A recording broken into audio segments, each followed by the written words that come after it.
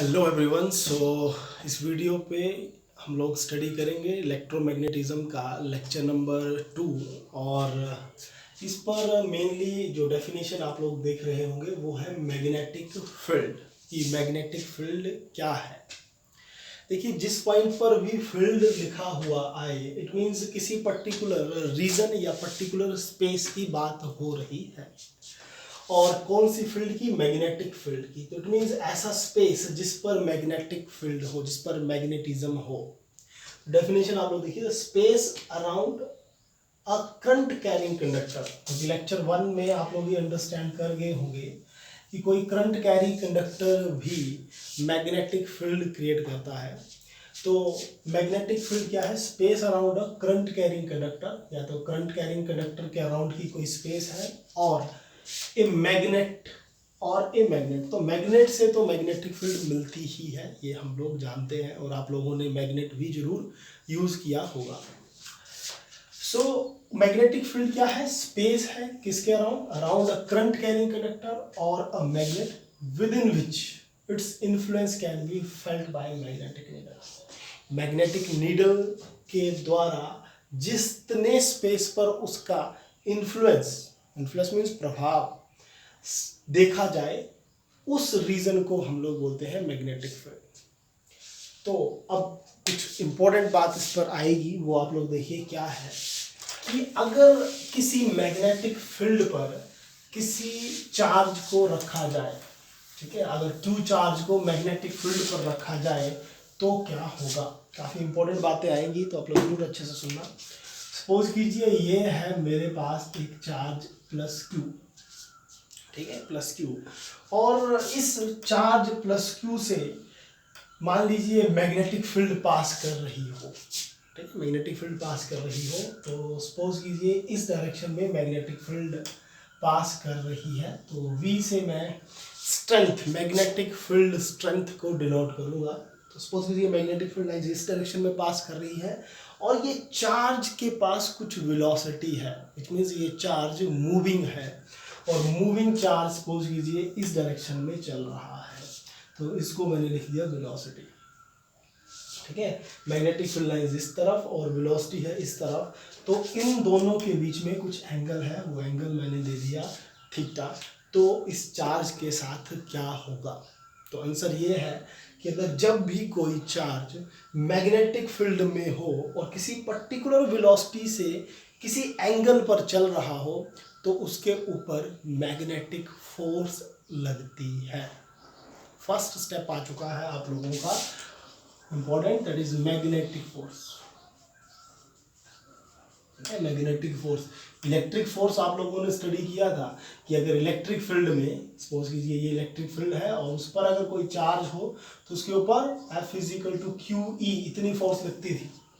लेकिन अगर magnetic field में चार्ज होगा, ठीक है, अगर मैग्नेटिक फील्ड में चार्ज होगा, ये मैग्नेटिक फील्ड और उस पर ये चार्ज होगा, तो उसके ऊपर मैग्नेटिक फोर्स लगती है। कंडीशन उसकी वेलोसिटी होनी चाहिए।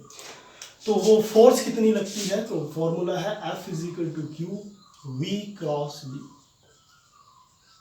ठीक है। FM कर देते हैं ताकि मैग्नेटिक फोर्स है क्लियरली पता लग सके। सो FM क्या है? Magnetic force, magnetic force. अच्छा, Q क्या है? Q है चार्ज, V वेलोसिटी और B magnetic field strength, magnetic field strength या मैग्नेटिक फील्ड। तो फोर्स तो आप लोगों को पता लग गया कि इतनी फोर्स लगेगी, लेकिन इस फोर्स की डायरेक्शन क्या होगी? और इस फोर्स की डायरेक्शन +1 के टॉपिक जो वेक्टर्स थे, जिस पर आपने स्केलर और जिस पर आपने डॉट और क्रॉस प्रोडक्ट स्टडी किए थे, उस पर आप लोगों ने क्रॉस प्रोडक्ट की डायरेक्शन किस तरह से फाइंड आउट की जाती है वो सीखा होगा। अगर ना सीखा हो तो अभी देखिएगा कि देखिए फोर्स की डायरेक्शन क्या होगी? V cross V।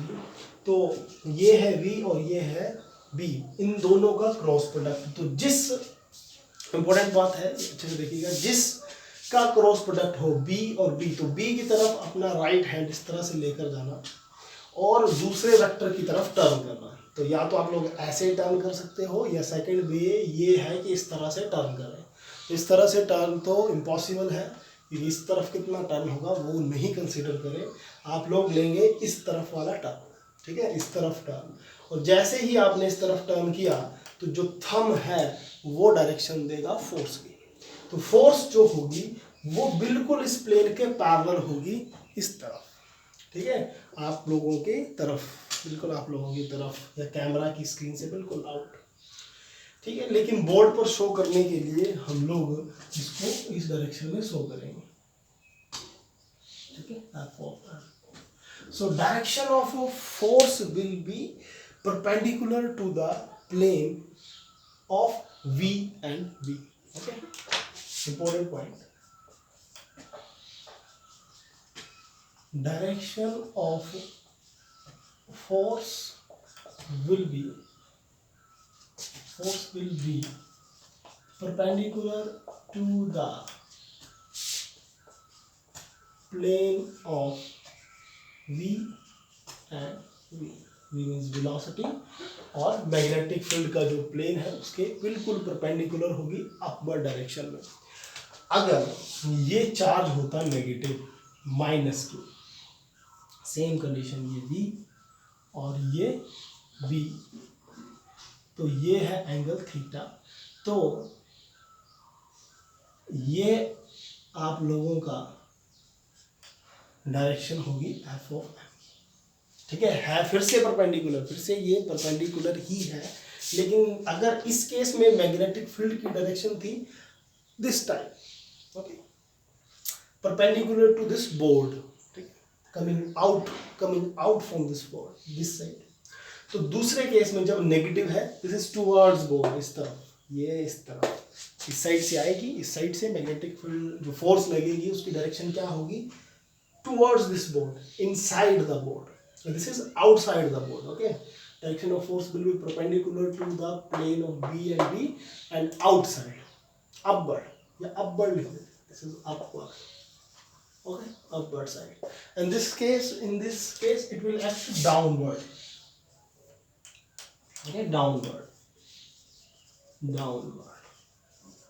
क्योंकि अगर आप इसको सॉल्व करेंगे तो देखिए Q की वैल्यू आप लोग नेगेटिव डालेंगे, इस केस में फोर्स की वैल्यू क्या आएगी वेक्टर में, F of M is equal to -q V vector cross V vector, और इस केस में फोर्स की वैल्यू होगी that is Q V cross V, ठीक है।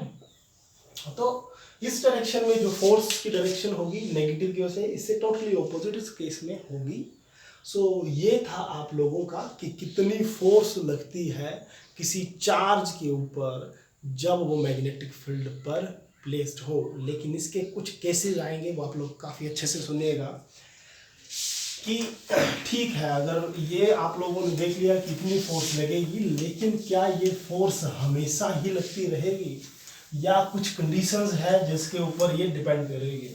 तो आंसर फिर से है कि हाँ, कुछ कंडीशंस है तो ही ये फोर्स एप्लीकेबल है, अदरवाइज ये फोर्स नहीं लगेगी। सपोज कीजिए फर्स्ट केस कि जो आपका चार्ज है, ठीक है, जो +q चार्ज था, ठीक है, +q चार्ज था आपका, तो मैग्नेटिक फील्ड मैंने इस डायरेक्शन में ड्रॉ की थी, तो उसकी वेलोसिटी मैंने इस डायरेक्शन में ड्रॉ की थी। सपोज कीजिए कि वो इस डायरेक्शन में ना जाकर इसी डायरेक्शन में वेलोसिटी हो उसकी, ठीक है, जिस डायरेक्शन में मैग्नेटिक फील्ड है उसी डायरेक्शन में चार्ज जा रहा हो या उससे ऑपोजिट जा रहा हो, मैग्नेटिक फील्ड के पैरेलल या एंटी पैरेलल जा रहा हो। तो फर्स्ट केस बनता है when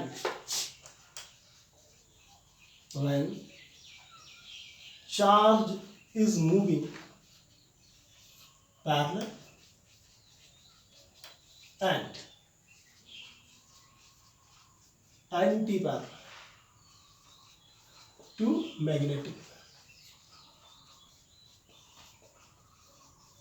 and charge is moving parallel and anti-parallel to magnetic field। इस तरह से सपोज कीजिए ये है मैग्नेटिक फील्ड लाइन इस डायरेक्शन में, ठीक है, इस डायरेक्शन में जा रही हैं आप लोगों की मैग्नेटिक फील्ड लाइंस, और ये है मेरा चार्ज, मार्कर क्या है, चार्ज। तो इस डायरेक्शन में मैग्नेटिक फील्ड लाइन और चार्ज भी इसी डायरेक्शन में मूव कर रहा है, दोनों एक डायरेक्शन में, या मैग्नेटिक फील्ड इस डायरेक्शन में और चार्ज इस तरह से। तो ये हुआ एंटी पैरेलल, ठीक है, this time this is anti parallel, दोनों अपोजिट और एक ही डायरेक्शन में चल पड़े तो पैरेलल। अगर ऐसा केस होगा तो थीटा कितना होगा, v और v की दोनों एक डायरेक्शन में अगर होंगे तो होगा 0 फॉर पैरेलल, और थीटा 180 होगा फॉर एंटी पैरेलल, ठीक है, for parallel and anti parallel. तो फोर्स कितनी होगी, so F of M is equal to Q, अगर मैं क्रॉस प्रोडक्ट हटाऊंगा तो साइन ऑफ थीटा आएगा, और अगर थीटा की वैल्यू 0 पुट की, if theta equal to 0 F of M will be equal to 0, क्योंकि साइन 0 0 और साइन 0 से मल्टीप्लाई करेंगे तो टोटल फोर्स ही 0 बन जाएगी। और अगर आप लोग थीटा की वैल्यू 180 लेंगे तो भी ये 0 ही आएगा, ठीक है, क्योंकि साइन 180 भी 0। So most important, when charge is moving parallel and anti parallel to magnetic field, 0 force act on charge, important point.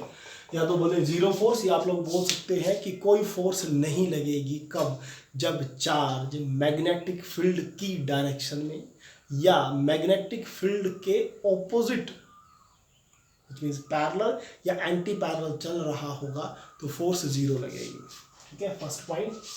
Second point आप लोग देखें कि सेकंड क्या पॉइंट है। सेकंड पॉइंट कि अगर आप लोगों का चार्ज 90 डिग्री पर एक्ट करे, ठीक है, if theta equal to 90 degree, which means charge is perpendicular, या वेलोसिटी, ठीक है, velocity is perpendicular to B, B क्या है, मैग्नेटिक फील्ड। क्या मतलब हुआ कि ये है मैग्नेटिक फील्ड, अगर इस डायरेक्शन में तो वेलोसिटी होगी इस डायरेक्शन, ठीक है, विच इज 90 डिग्री। तो फोर्स कितना लगेगा, तो फोर्स का फॉर्मूला है Q V B, cross product हटाएं तो साइन आएगा, साइन, और थीटा की वैल्यू कितनी, 90, मैक्सिमम साइन 90 की वैल्यू मैक्सिमम होती है 1, ठीक है, साइन की वैल्यू मैक्सिमम 1, तो it will become QVB, which means maximum force, ठीक है।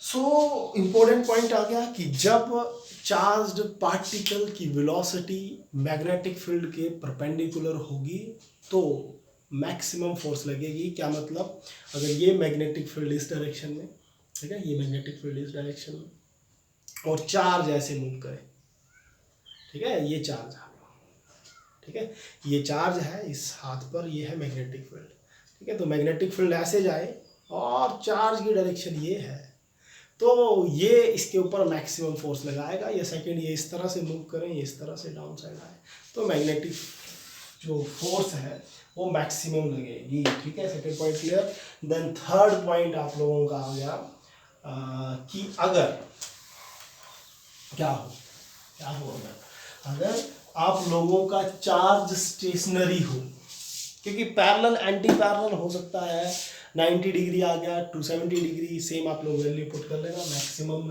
ही आएगी, लेकिन डायरेक्शन अलग होगी।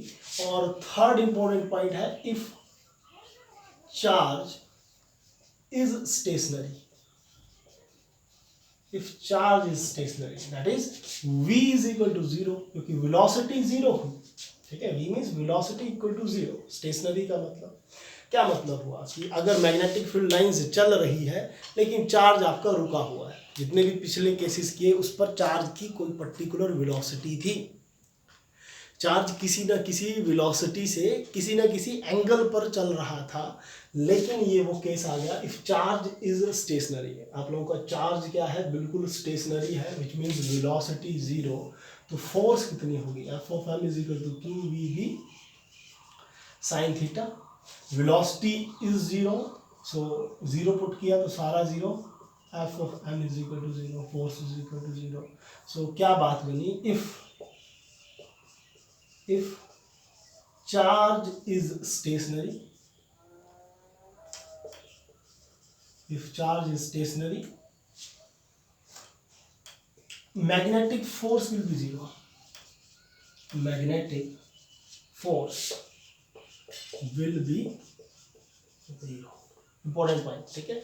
सो काम की बात ये आई फाइनली कि चार्ज के ऊपर मैक्सिमम फोर्स तब लगती है जब चार्ज मैग्नेटिक फील्ड के 90 डिग्री पर हो, परपेंडिकुलर मूव कर रहा हो, और चार्ज के ऊपर कोई फोर्स नहीं लगेगी अगर चार्ज आपका स्टेशनरी है, रुका हुआ है, या चार्ज पैरेलल या एंटी पैरेलल चल रहा है, ठीक है। तो ये थी मैग्नेटिक फोर्स, और कब और क्यों लगेगी फोर्स, सारा कुछ डिस्कस कर लिया हम लोगों ने। अभी इसी पर एक छोटा सा आप लोग काम और करें, और वो काम है, इस रिजल्ट से वो काम आप लोगों का बन जाएगा कि V की हम लोगों ने डायमेंशनल फॉर्मूला बनाना है। V means magnetic field strength का।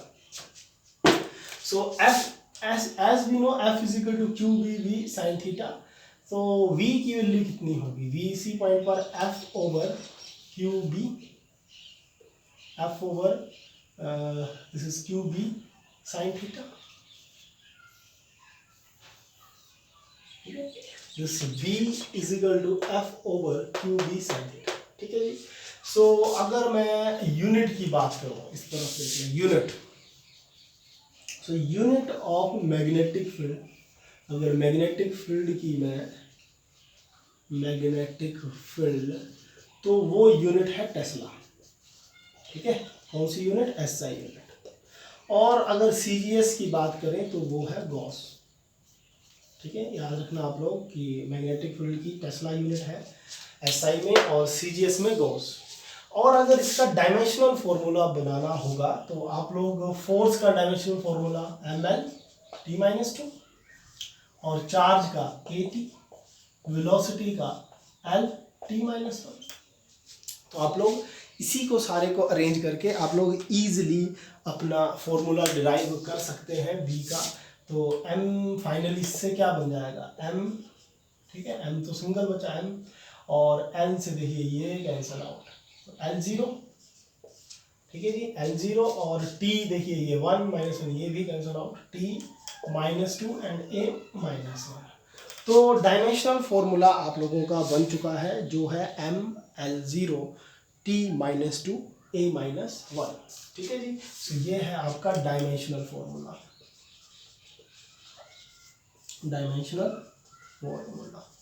ठीक है। तो ये ही था, नेक्स्ट जो लेक्चर था इतना ही। वीडियो काफ़ी बड़ी बनेगी तो आप लोगों का भी बीच में इंटरेस्ट खत्म होगा, इसलिए छोटी वीडियो, लेकिन आप लोग ज़रूर अच्छे से देखें, अच्छे से अंडरस्टैंड करें। इस वीडियो पे मेनली डिस्कस किया है मैग्नेटिक फील्ड क्या है और मैग्नेटिक फोर्स क्या है और कब मैग्नेटिक फोर्स लगेगी, तो अच्छे से अंडरस्टैंड करें। हो सके तो इस टॉपिक के एक तो न्यूमेरिकल्स अपनी बुक से जरूर करें। So thank you so much.